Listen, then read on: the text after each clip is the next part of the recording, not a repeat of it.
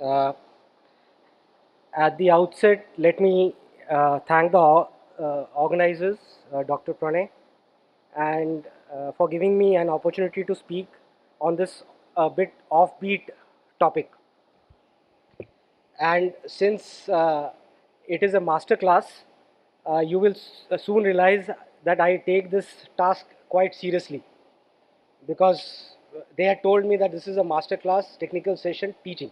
So I have taken it very seriously. And I really appreciate you all taking time out on this early Saturday morning and reaching here and being present here. So first of all, you should pat yourself on the back for caring so much for yourself, that you have made yourself being present here. Really appreciate it. And maybe, just maybe, if you stick around, I will appreciate it more by giving you a free gift at the end of the session. Okay. I have taken the liberty of adding the word safely in this topic. Uh, One of the prime reason for choosing this topic, beside it being very close to my heart, is a series of incidents that I witnessed during the Technocian events in end of August. Uh, Over the course of 4 days, I had judged three drone-related events, during which I interacted with a number of drone enthusiasts, educators, teachers, and parents. What I observed was a general lack of awareness across spectrum about safe drone operations. Uh, I too witnessed a number of incidents during those days. Uh, if someone is interested, we can discuss those incidents and observations separately. But the point is that I got really, really worried that uh, you know the level of awareness and importance given to the safety aspects uh, needed a lot of improvement, in my opinion, at that particular time. So I have chose to modify this topic a bit. At the outset, uh, just to uh, build the context, let me ask you a couple of questions. So obviously, when I ask how many of you have operated a drone or have been in near one being operated, I think the response should be 100%, because everybody coming inside has to have gone next to a drone. Okay, but if I ask how many have you seen it crash,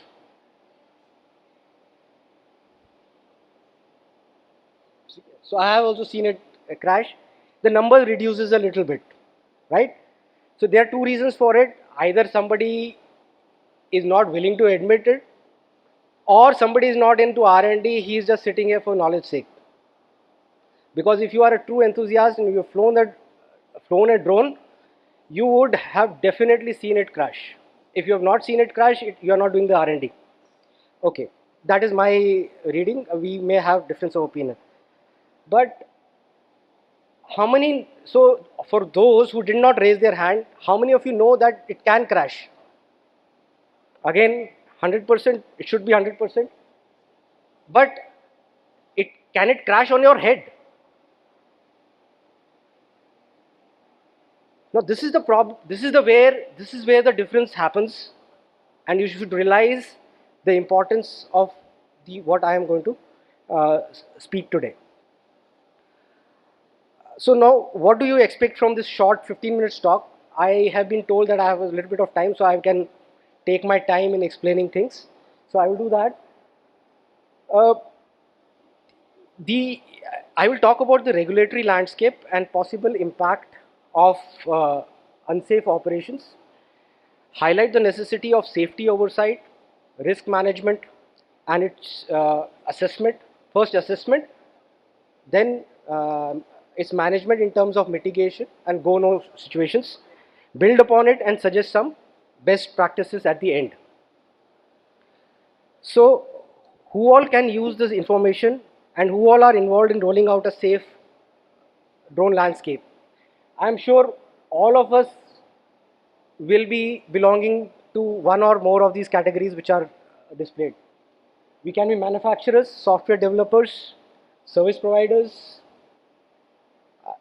Like sir is a part of a lot of training and certification part of regulatory bodies, etc. So more or less everyone is impacted in some manner with this. Before going forward, just allow me to cover a quick snapshot of my personal journey till now. I am a third generation armed forces officer. I flew helicopters with the Indian Air Force before getting trained as an operations officer in an air defense unit in 2010, where we took a serious look at the developing UAS threat at that particular time. And post that tenure, I was trained as an aerospace safety and accident investigation officer and spent about 3.5 years implementing those policies and those learnings and investigating accidents at a frontline airbase of Indian Air Force.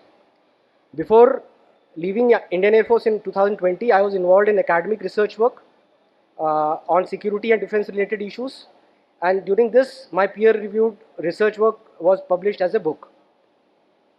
Post retirement, I have founded BG Pathfinders and was fortunate to have been associated with ADART, which is a defense testing infrastructure site which is being set up in Defense Corridor, Tamil Nadu. And having been connected with the ecosystem for a long time, I thought of covering the basics for new entrants and experience like in the second book called as Drone Biz Boom. Both of these are available on Amazon. In both of these, a significant portion has been dedicated to ensure dissemination of information about safe operations. The EASA has recently released a report, an annual safety review of 2024. For the first time, it mentions 12 incidents particular to on US related incidents and accidents. Out of these, two have been termed as serious, and of these, one was fatal and one with very serious injuries.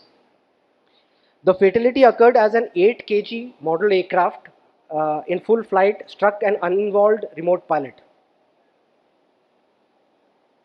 In the non-fatal accident, a 31 kg model sailplane diverted from its path during the towing phase and hit the ground before seriously injuring an uninvolved remote pilot of another UAS with one of its wings.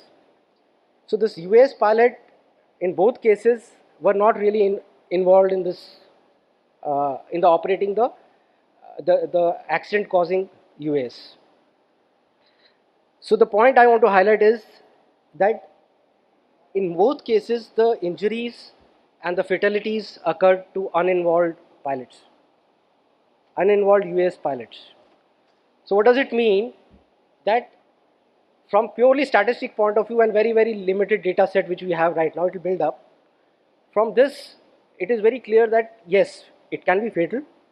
Secondly, in both cases, a person is flying in on his own, but he is not aware of what the other person is doing. And this is the exact thing which I had observed during my this judging which happened last month. Youngsters are practicing flying, losing control, hitting people on the legs and whatnot. Everything I observed. When you ask them, ask the supervisors that what is it that you are teaching. So some of them are just not aware. They take offense as parents. Why are you stopping my kid? Don't tell me. I know everything. So point is that as responsible, like I'll just cover it again.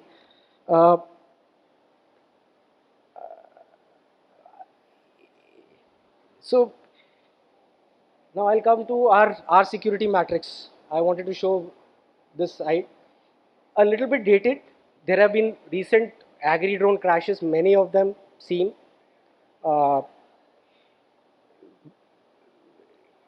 this safety security matrix is highlighted here in our case. We There was one fatality in one of these incidents, the bottommost left one.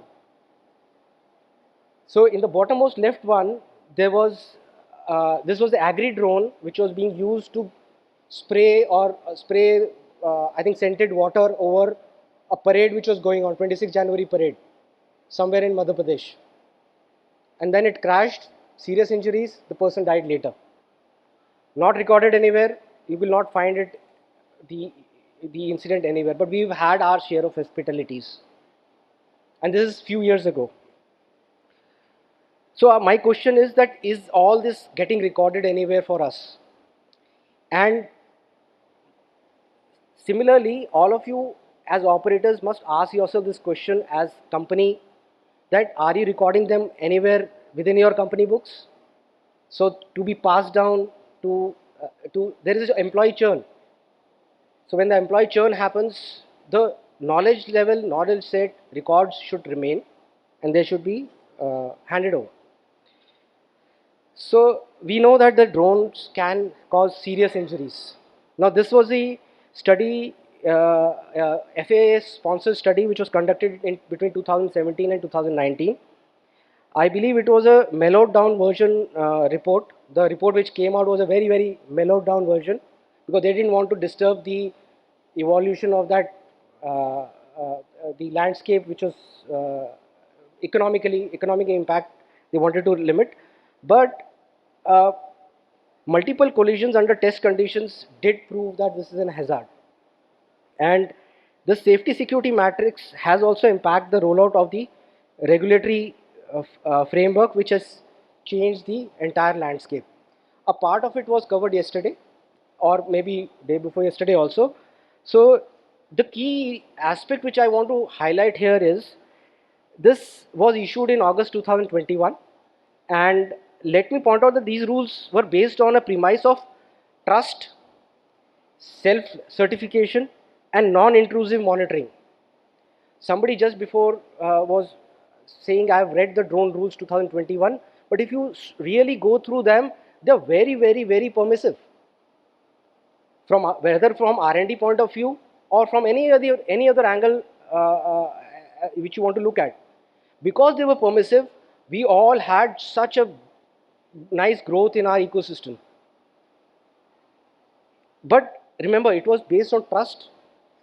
That is the key to it. So they were followed by establishment of a PLI scheme, a drone airspace, a drone directorate, and a drone aerospace map was released. And thereafter the issuance of aspirational UTM policy framework. So the UTM policy framework has been in existence for some time now. But then there is a debate on BVLS operations, which is a continuum. Let's see how it goes.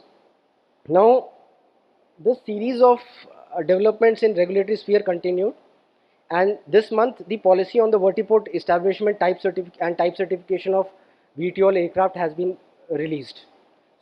So the drone rules were designed to usher in a era of supernormal growth while balancing safety and security considerations.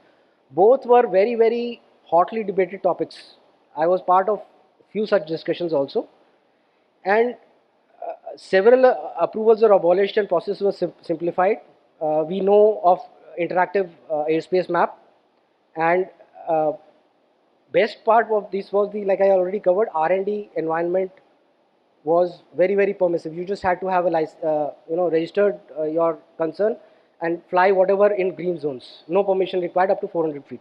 Very radical step which was taken at that particular time. But so I already covered this. This R&D concessions were given.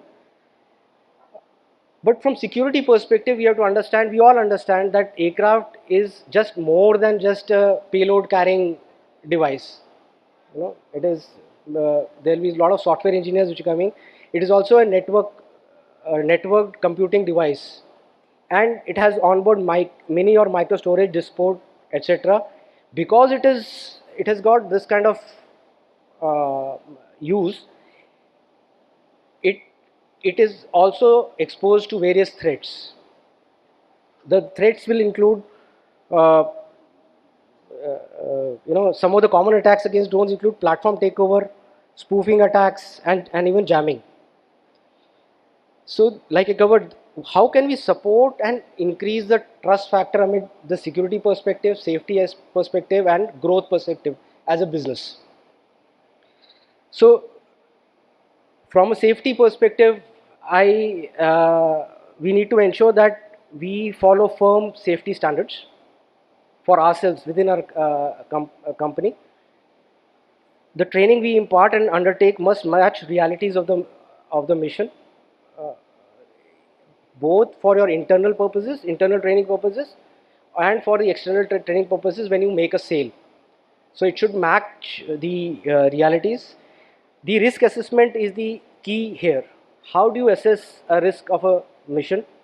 You need to think about it and evolve your own matrix. The safety practices must be practically implementable with a proactive approach. And I know many of you must be thinking, why us? What is regulator doing? I mean, why put it on to us? Why? What is regulator's contribution? So regulator, I agree. Regulator also must contribute. So regulator must understand and focus on the human element and understand that this is the most vulnerable element which causes most security related issues. So the focus has to be to undertake facilitative risk assessment before policy formulation. So the risk assessment is applicable equally to the policy making bodies. They should understand that it should be facilitative in nature. I'm not saying it is not, it is, but it has to be a focused approach whenever these policies are rolled out. Encourage area specific local solutions, that is, you can involve local governments, local bodies, and teach these from very, whenever these programs are undertaken. Drone Didi program is being rolled out, various programs being rolled out. This safety aspect should be part of that culture which gets developed at the instant. I think we should start from that and thereafter develop it. Record keeping is very important, and this database must in the central place, and this database must be accessible, and information must be disseminated to the ecosystem to avoid this recurrence. So the incident accident response SOPs must include dissemination of info to all.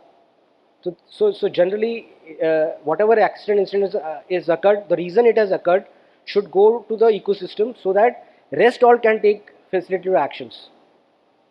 People have found that operating in just next to power lines is not very healthy for the drone. So we had seen a crash on Delhi Metro, 2023, I think December, on Christmas Day. So that is one part. So the point here is, from a regulatory point of view, we all want facilitation and not restriction. But here, I also briefly contextualize safety and, sorry. So I want to, contextualize safety vis-a-vis hazard. So when we say hazard, it can be defined by any condition, event, or circumstance that could cause an accident. So this assessment happens whenever a mission is being undertaken, whether it is a training mission, whether it is a testing flight. This is a very important assessment which happens. And risk and safety is simply absence of this hazard and absence of risk, which itself is the probability that this event is going to occur. So the risk assessment and management is the key to safe operations.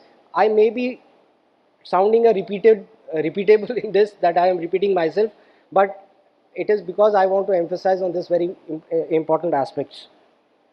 Now this brings me to certain best practices that I would recommend for ensuring safe operations that could result in significant cost savings. remember, safety has a direct impact on your top line as a business. It is an economic issue. Please take it as an economic issue. It's got direct impact on your operation cost. Any crash causes a loss, significant loss. Preventing it is saving you costs. Look at it from especially from this point of view. So you must promote safety culture within your organization through continuous education and training. Have robust information distribution systems as your organization grows, and you will see its positive impact. Define mission risk assessment criteria and quantify go no go situations very clearly to your operators on the ground. Undertake period independent audits and surprise inspections. Institute award programs for contribution towards safety, and have accident response, investigation and reporting plan ready. So preservation of evidence is very important from cyber forensics point of view. I believe certain firms are now forging into this area. So it is very important that you provide a preservation of the evidence for them to find out what actually happened. So accurate assessment will aid in your corrective measures, uh, and again result in it not getting repeated. Again, it will save you money. So it's all linked.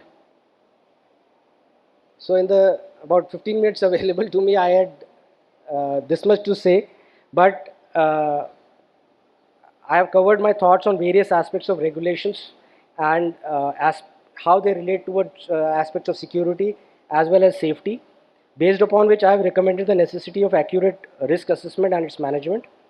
Uh, my point is, why not look at these aspects from the perspective of regulator as well? So please look at it from a regulator aspect as well also, before forming an opinion and shooting off the cuff remarks on social media. Oh yes, nahi kar raha, and you uh, there was a very good 10-15 pointer social media post which went, and it went almost viral because everybody was into that. But understand from regulator point of view, it has to ensure safe operations for its citizens.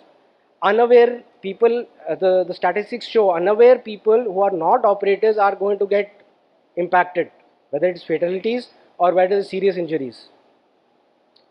So regulator has to take care of that. And by this time also you would have understood that implementing these aspects is an unavoidable necessity, and armed with this knowledge one can easily roll out your safety program in consonance with the regulator. So I again and again emphasize consonance of with the regulator. If you are getting adversely affected, please take it up with the regulator. Okay, this is the point which we want corrections. It is being addressed. I have seen it being addressed. The amendments get issued quite regularly and very fast responses there.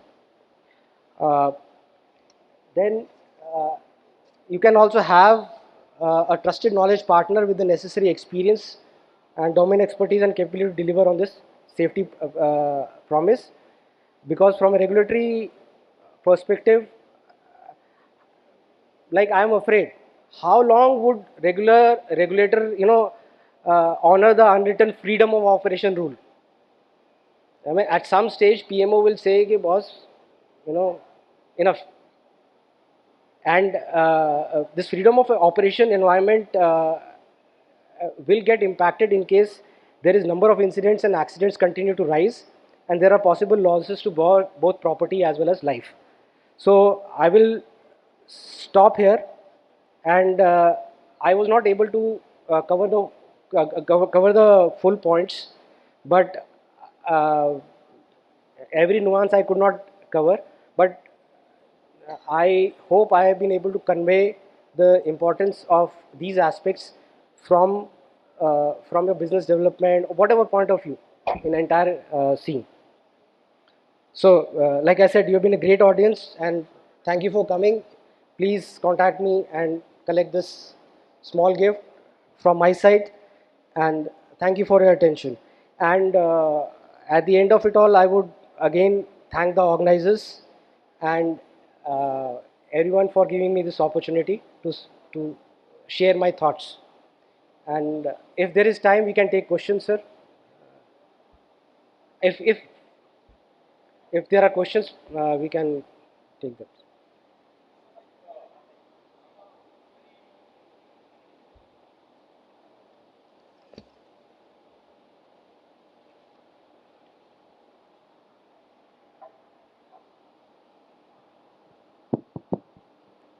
Sir, thank you first of all for eye-opening presentation with respect to safety features and perspective. I'm a new entrant in the drone, may not be aware of all the rules, but just want to know, sir, as any strict instruction has been issued by DGCA to maintain this record all the incident and accident, or some returns are being sent, like in Indian Air Force, if I remember, 25 years before, every unit was reluctant to record or to send the return to inform further. But later on when things become serious, now even critical snacks we are sending. So are there any some instructions is there, or some if some instruction is there in some inspection or that sort of a audit there? Like until unless we get some instruction, I don't think unit will do this thing or RPTO will maintain this thing, because it will go or disclose this thing, because it will go against them, against their publicity, against their marketing.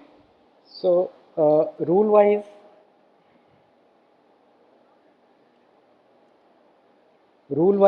the procedure is there. Okay, it is covered in. Yes, any serious incidents you are supposed to report to DGCA. There's a process involved. It is very clearly mentioned. And forms and returns are available. Forms are there available. It is a developing system. It is not completely there. So, second part which I wanted to answer was this. I wanted to show you this incident on the slide.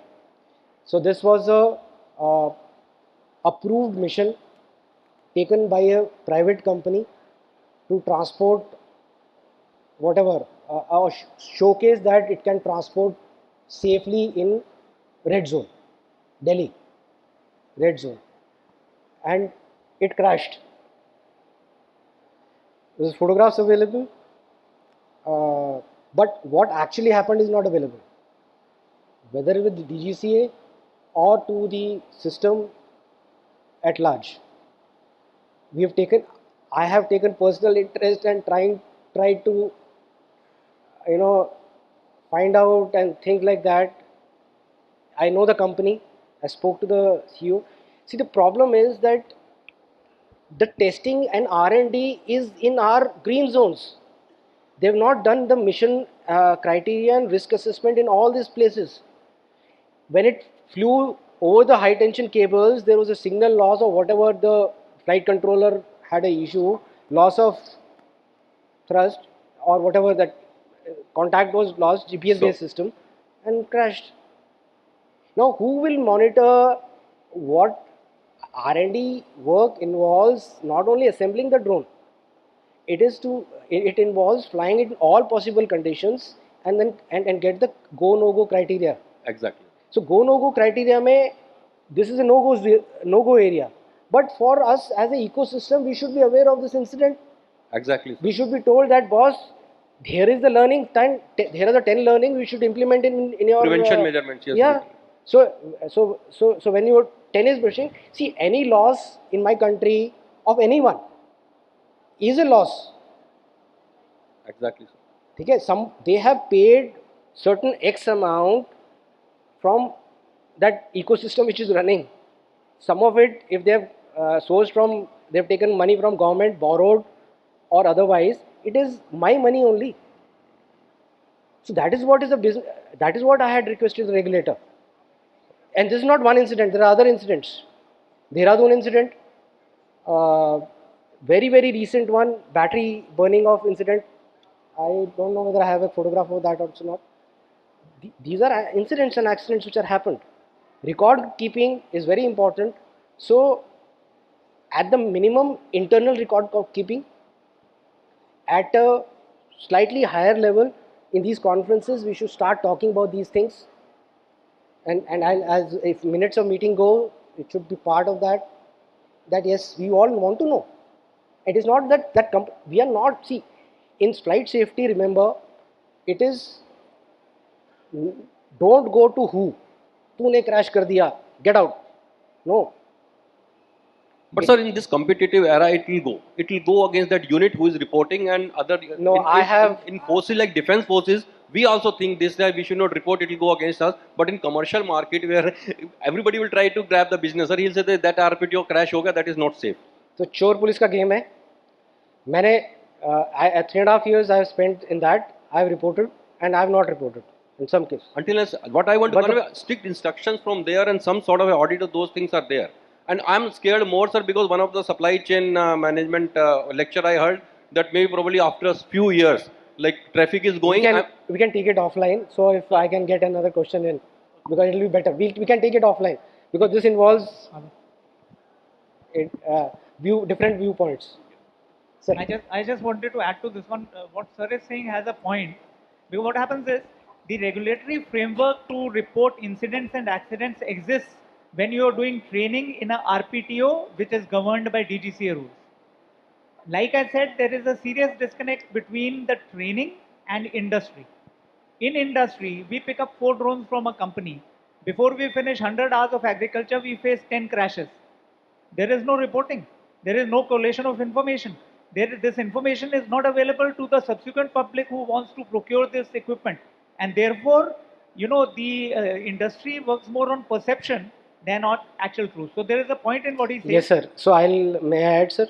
Sure. This point was also discussed with regulator only. They found that the drone crash ho gayi. That is why people did not raise their hands, no? 100% people who are doing actual R&D will raise 100% hands that is crash will happen.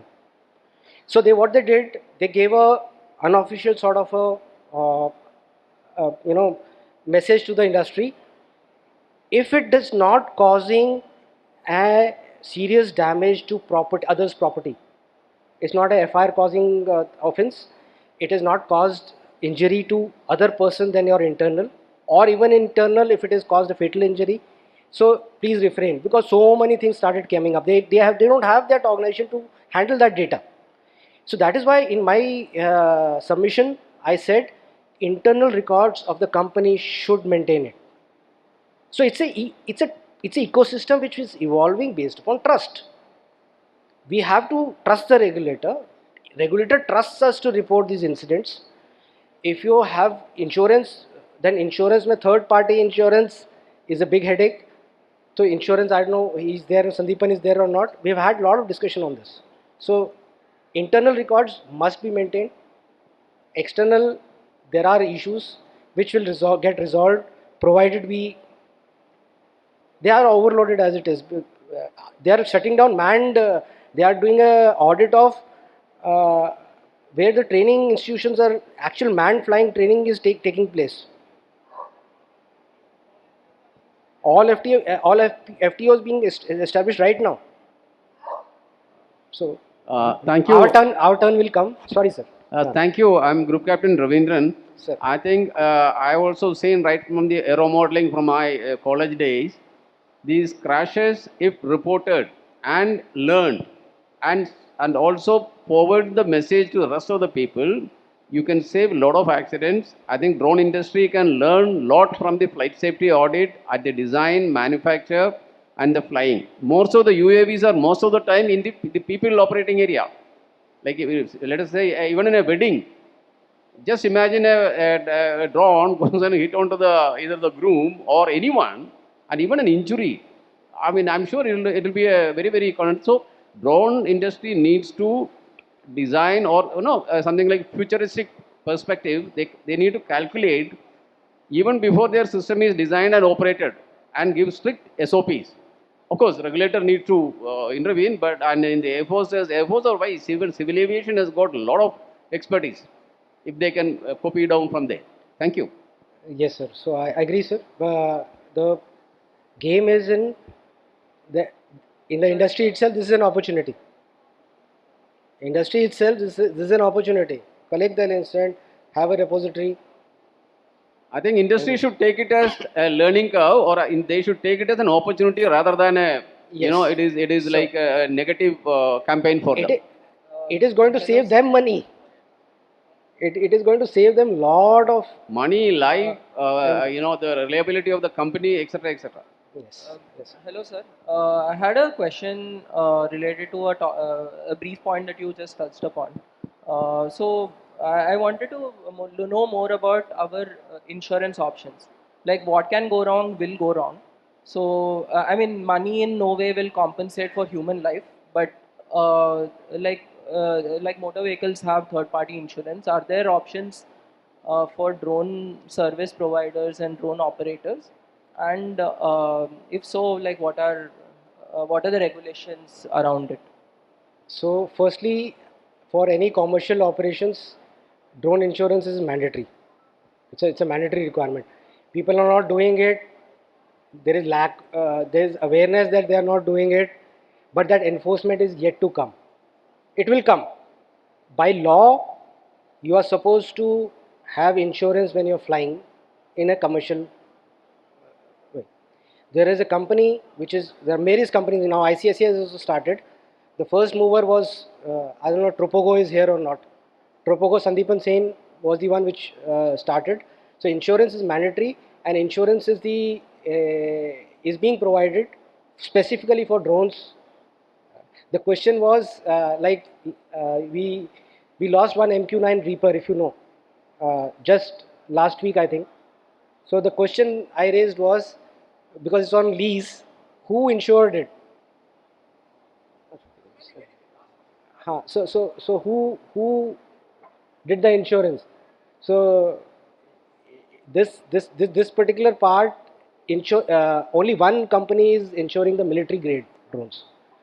The industry is facing a issue in term of insurance only for those NCNC displays in Leh, Ladakh. They have to absorb the shock of crash.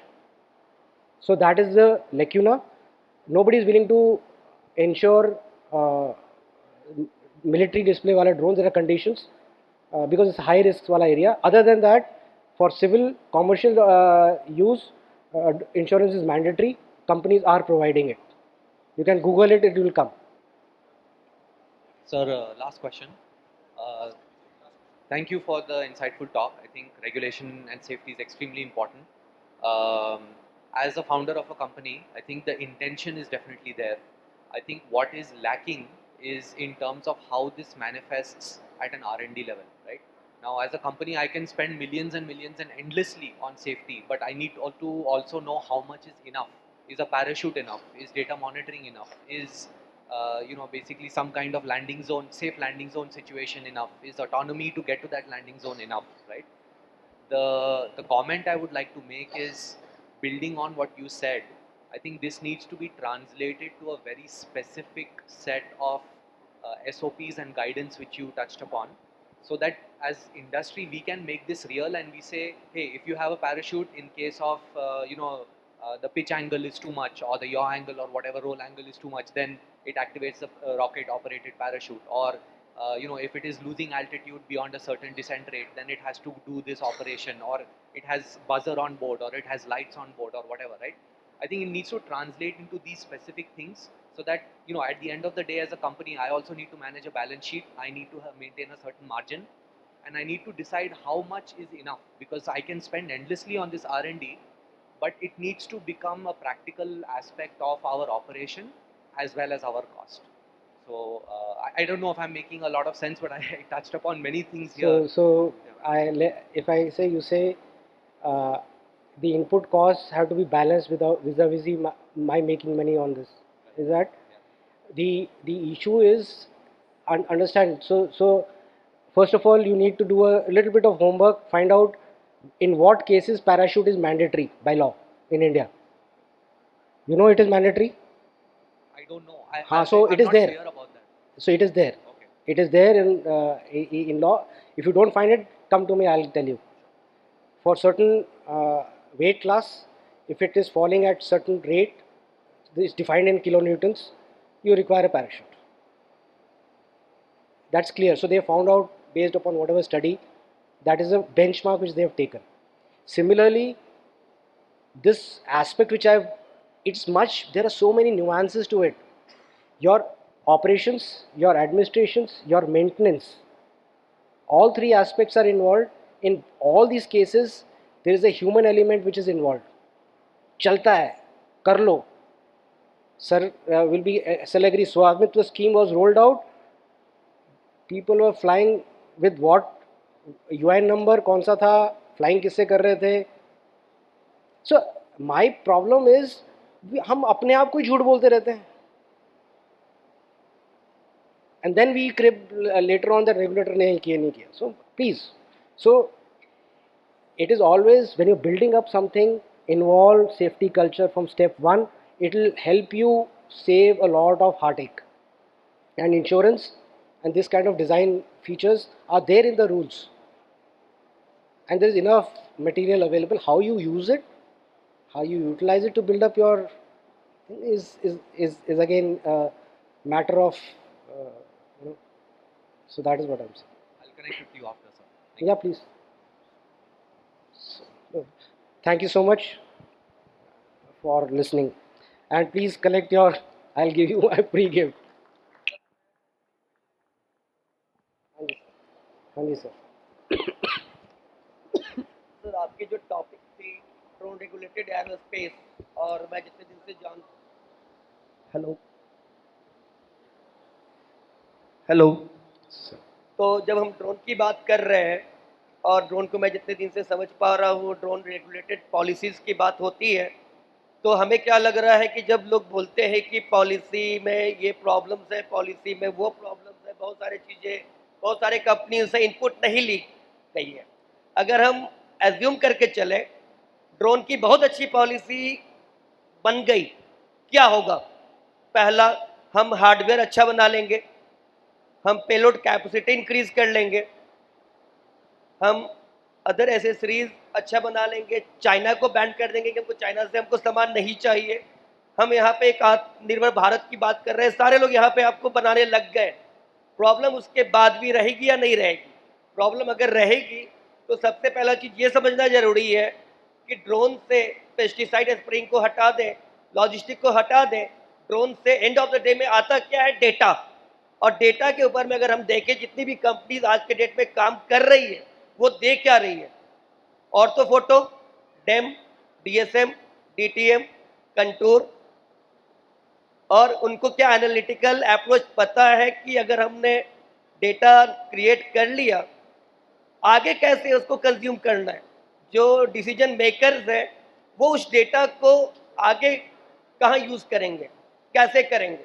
तो problem यहाँ पे policy की नहीं है, problem यहाँ पे है उस डेटा को समझने की, उस डेटा से हम और क्या कर सकते हैं. जैसे कल भी मैंने काफ़ी सारे सेशन देखा, सभी लोग प्रॉब्लम बता रहे हैं कि मेरा बिजनेस नहीं चल रहा है, मेरे को ये प्रॉब्लम होती है, वो प्रॉब्लम होती है. मैं भी जब गवर्नमेंट छोड़ा और जब मैं भी कंपनी स्टार्ट करना चाह रहा था तो मेरे साथ भी यही प्रॉब्लम थी कि कंपनी तो मैं स्टार्ट कर लूँगा. आज के डेट में 1000, 2000, 3000 कंपनी चल रही है, तो हमारे में और उनमें डिफरेंस क्या रहेगा? हमने कंपनी बाद में खोली और अपनी आइडेंटिटी और अपने आप को ब्रांड कैसे बनाया जाए उसके ऊपर हमने काम किया. एक तो ये है. ड्रोन एजुकेशन की बात करते हैं, जितने आरपीटीओ आज के डेट में इंडिया में है वो क्या दे रहे हैं? 5 डेज 7 डेज की ट्रेनिंग कोर्सेज. उस ट्रेनिंग कोर्सेज में हम ड्रोन पायलट को सिर्फ ड्रोन उड़ाना सिखा रहे हैं, लेकिन उसमें उनको ये नहीं पता है उड़ाने के बाद भी कि ड्रोन से डेटा आता क्या है, उनकी कैपेसिटी, उनकी एफिशिएंसी को हम इंक्रीज कैसे करेंगे. यहाँ पे ड्रोन ट्रेनिंग से ज़्यादा इम्पॉर्टेंट है और बिजनेस ग्रोथ के लिए भी कि हमारा आरपीटीओ सस्टेनेबल मॉडल नहीं है. सस्टेनेबल मॉडल है सेक्टोरल और थीमेटिक ट्रेनिंग में, और आज के डेट में इंडिया में एक भी कंपनी नहीं है जो सेक्टोरल और थीमेटिक ट्रेनिंग कराती है.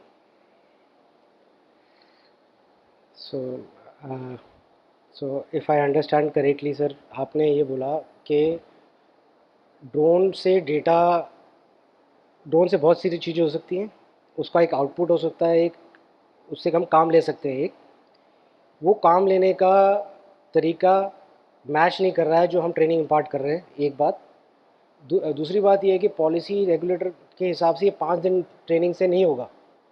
दो बातें मेरे को समझ में आई.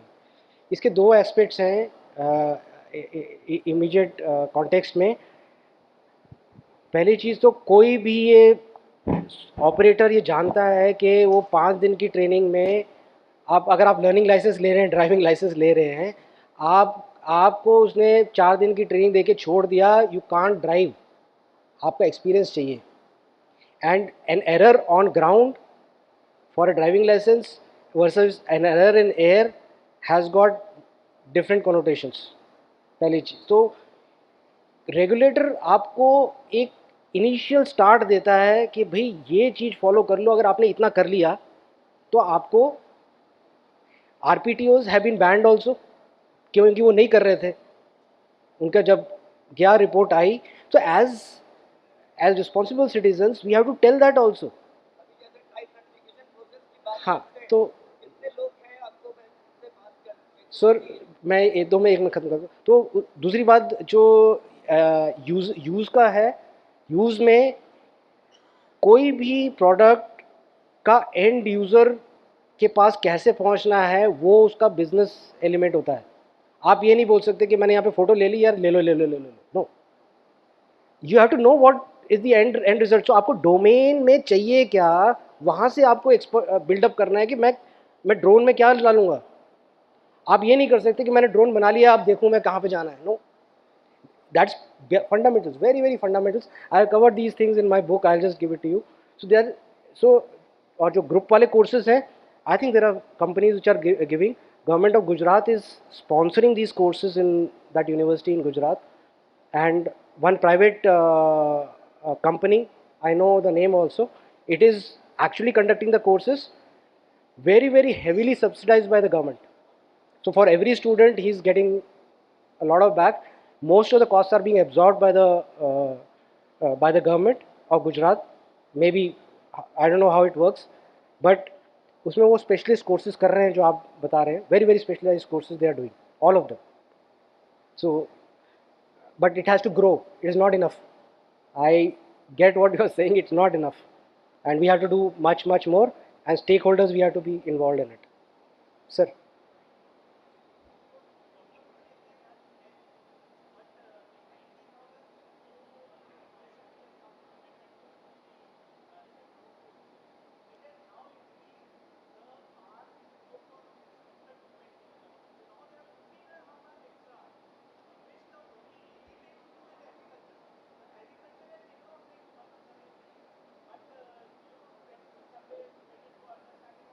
Hello.